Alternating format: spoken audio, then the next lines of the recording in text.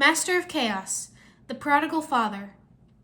Wu was at the monastery in the hangar bay, browsing through the security camera feeds in Ninjago City. Nothing, still nothing, even more nothing. He groaned in frustration and picked up a walkie-talkie.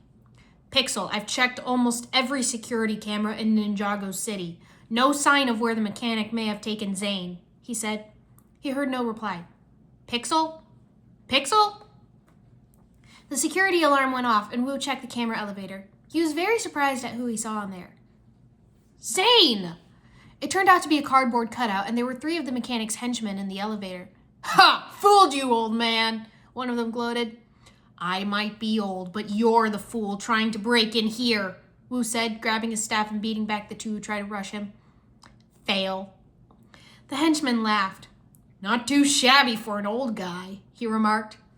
You made a grave mistake breaking in here. One you will regret, Wu declared. Good thing Unagami told us to bring these, the henchman said, he and his buddies putting on gas masks and throwing a smoke bomb. That was the last thing Wu saw. Pixel had brought Dyer to the mechanic's hideout, and they stood before the arcade machine that had started it all. Would you like to enter Prime Empire? But this is impossible. We never completed these. The game was never finished, Dyer exclaimed, shocked. It was finished by Unagami, whoever that is, Pixel said. That's not possible, Dyer stammered. Why not? Pixel asked. Because Unagami's not a real person. Unagami was the game. Unfinished Adventure Game 1. It was the working title before we came up with Prime Empire, but the name stuck. It was just a harmless program, Dyer said.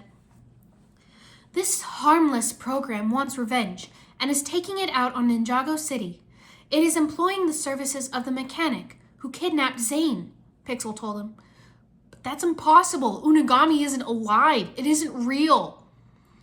Dyer protested. It is no less real than I am, and it is very angry, Pixel said. But you are a robot. What you experience as emotion is merely a simulation of emotion. It's just code, 1s and 0s, Dyer said. Pixel was offended.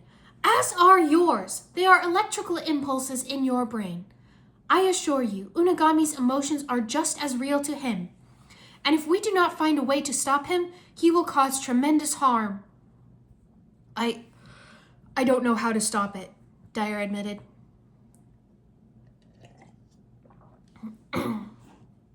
Zane was blindfolded and chained up to a chair. He heard the mechanic say, Zane, the titanium ninja himself. Take that off. The blindfold was ripped off, and Zane could see that he was in a warehouse with the mechanic and his henchmen.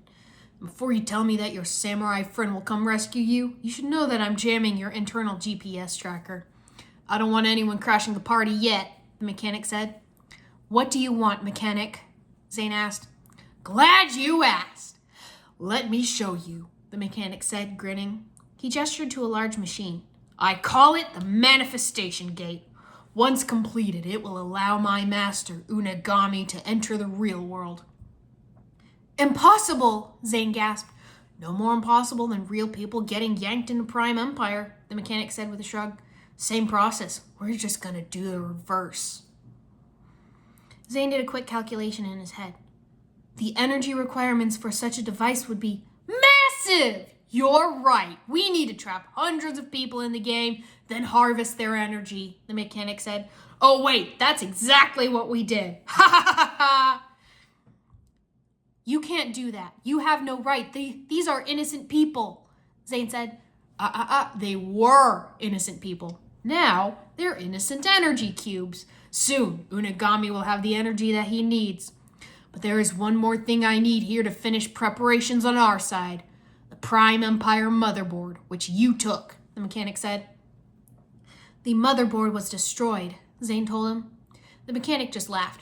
I thought you'd try that, but I'm not buying it. An inquisitive ninjoid like you wouldn't get rid of it until you had time to take it apart and understand it. So I think it's still around, he reasoned. Then you are mistaken. I destroyed it myself, Zane declared. Oh, did you, Zane the Pain, the mechanic said. That's my new nickname for you, by the way. You see, I've got something very precious to you that might help you tell me the truth. He opened up a nearby crate to reveal Master Wu, tied up. Master Wu, Zane cried. Now, let's try this again. The motherboard. Where is it? The mechanic demanded. Wu shook his head at Zane, silently begging him not to say anything.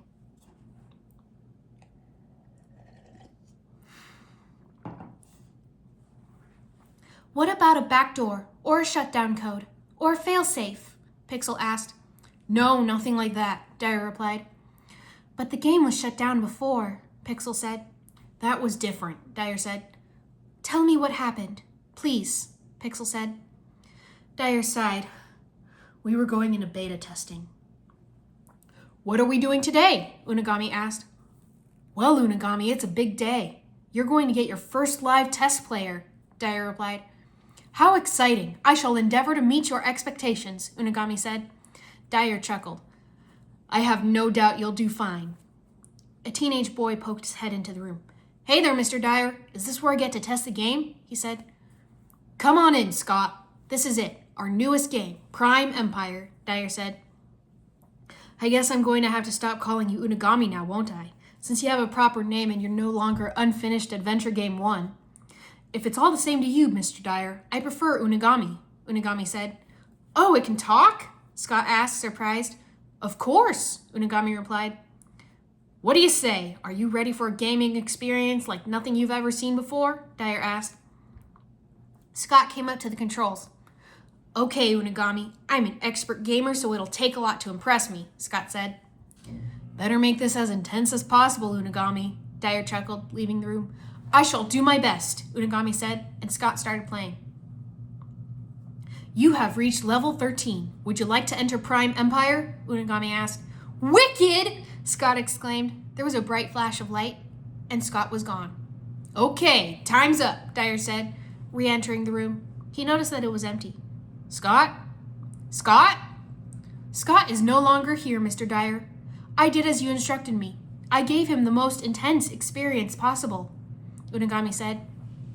No. Oh no, Dyer whispered, shocked and horrified. Mr. Dyer, did I do something wrong? Unagami asked. They shut down the project, Dyer recalled. The program was too powerful, too dangerous. At first, I was angry at them. I blamed Vast Industries. But then I realized it was my fault. I had created something dangerous. I had to shut it down, or others might be hurt, so I closed up everything. I left it all behind. I retired.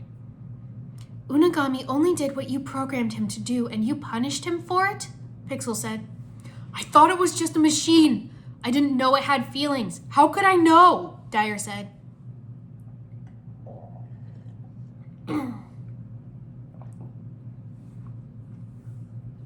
Where's the motherboard? The mechanic demanded. He already told you it was destroyed, Wu burst out. The mechanic smashed a crate with his robo arm, then aimed at Wu. Don't hurt him! Please, do not hurt him, Zane begged. Tell me where the motherboard is, the mechanic shouted. Okay. Let him go, Zane said. Where is it? The mechanic asked. Zane reluctantly opened up his chest compartment, the motherboard peeking out. Zane! No! Wu cried as the mechanic took the motherboard. At last! The final piece, the mechanic cried. Oh, I can't believe I actually did it. He inserted the motherboard into the manifestation gate. Wu strained his arm, reaching into his pocket for the communicator that, thankfully, the henchman hadn't taken from him. He pressed a button, sending a panic signal to Pixel.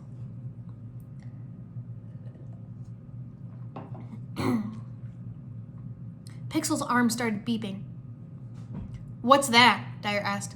Master Wu sending a panic signal from his communicator. He must be in trouble. I have to go, Pixel said. That sounds dangerous. Shouldn't you call the police?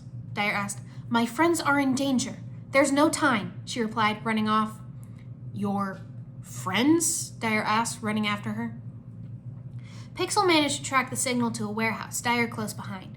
They snuck in while the mechanic was ordering his goons around. Pixel gasped when she saw Master Wu and Zane tied up. Your programming is incredible. You truly appear to be concerned with the well-being of another, Dyer whispered. Why can you not understand? Any sufficiently advanced program like Unagami, like myself, is no less real than you, Pixel whispered back. The mechanic turned to Zane. Now, there's just one last thing I need. You're the last piece of the puzzle, he said. Me? Zane asked, confused and worried. Your power capacitor will channel the energy from the gate and stabilize it long enough for Unagami to enter, the mechanic said. But that would destroy me, Zane cried. He's right. He's not designed to process that much power, Wu added. Oh, heavens to Betsy! We'd better not do it then, the mechanic said, feigning guilt. Just kidding. Hook him up! No! Zane cried as a couple of the henchmen moved him next to the gate. I must stop this, Pixel declared. There's nothing you can do. There's too many of them, Dyer protested. I have to try, Pixel said, sneaking down. Incredible, Dyer whispered, staring after her. Zane! Wu cried. The mechanic plugged Zane into the gate and switched it on. Zane screamed as massive amounts of energy passed through him. No! Pixel shouted, and everyone turned to look at her. Stop her! The mechanic ordered, and his henchmen went after Pixel. She held them off. The manifestation gate started to activate. Yes! Yes! The mechanic cried, cackling. Oh no, Unagami, Dyer whispered. Yes, that's it! The gate is open! We are ready for Unagami to enter Ninjago! The mechanic exclaimed.